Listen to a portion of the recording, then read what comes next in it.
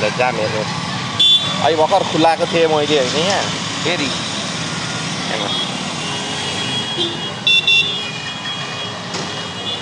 ला ठोक्यो कहाँ ठोक्यो ड्याङ्गर आवाज आयो त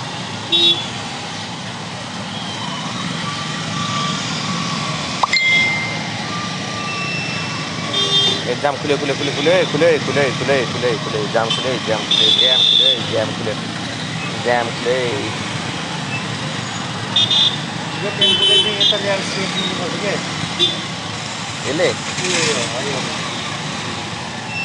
अनि यसलाई अनि यो टेम्पोले चाहिँ किन बाटोहरू बिचमा आउनु भने यता यो बिचमा आएपछि जाम नभए भने के हुन्छ त ल हेर्नु नि बाइकहरू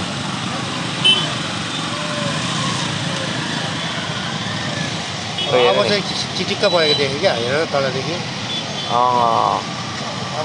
ल माथिबाट नि यतिकै